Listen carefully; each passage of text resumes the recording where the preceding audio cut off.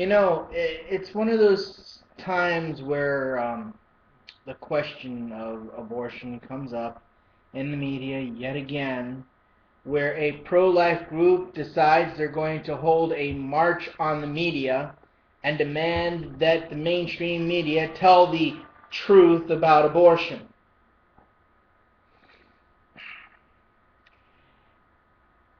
And at times, I have to, I listen to these people speak, and I listen to them just gripe on and on and on about abortion. But the thing is that I myself have some very odd views about abortion. I'd have to say that they're more centrist.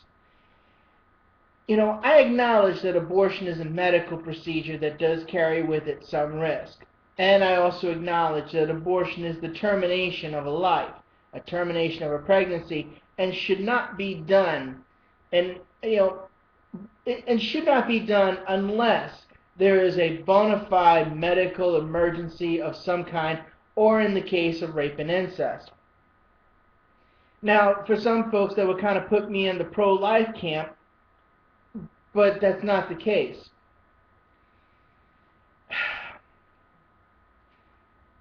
Being all of that being said, I firmly believe that it is the decision of the mother to decide whether or not she wishes to carry her pregnancy to term. For the most part, many of the women that do get abortions are women that have had children already or are in the process of having children, and they really can't afford to feed a child.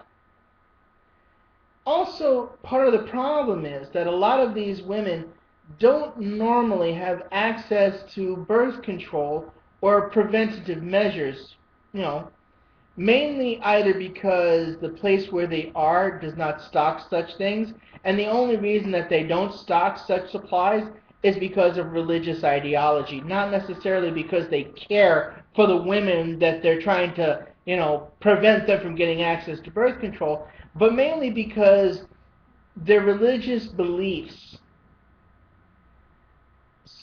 tell them or give them the excuse to not carry these items. But the truth of the matter is they hate women. They despise women. They want nothing to do with women acting smart, intelligently, and responsibly, and to be educated. That's the last thing they want. But that's neither here nor there. You see, the thing is, when women are educated and when women are capable of exercising control over their reproductive health and over their reproductive choices, more often than not, women find abortion will not need an abortion because they're not putting themselves in a position of greater risk. You see, when you practice safer sex, you lower the risk of pregnancy, you lower the risk of disease than you would if you didn't have access to preventative care. That makes sense, right? It kind of like, it kind of like if you practice this, there's a less likelihood of this. Now, granted, abstinence does have a much higher rate of success, but let's be honest here, we're all adults. We're all human beings. We all have the biological urge to reproduce. We can control those urges. We can, take care of ourselves if necessary. But if it were my child, if it was my daughter, I would want her to practice safer sex and at least have something in her pocketbook for such an occasion. That's just me. I wouldn't want to know the details. I wouldn't ask her about the details.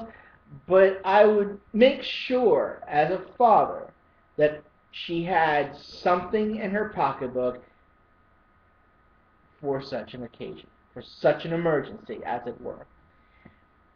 But another thing that we could be focusing on, instead of trying to deny women health care, is also to start teaching our young men the concept of no meaning no. Now, I talk about this before in my other videos where I try to explain to young men how they should and should not treat a lady, or should and should not treat a young woman. But a lot of times the parents fail to do their job in teaching their son proper respect for the opposite sex. Now, again, I'm not saying that you should teach your sons to be eunuchs. I'm not telling you to teach your sons to be saints. But you know what? If you want to engage in sexual activity, be responsible. Be educated. Arm yourself. If you really don't want your kids to have abortions, teach them safer sex.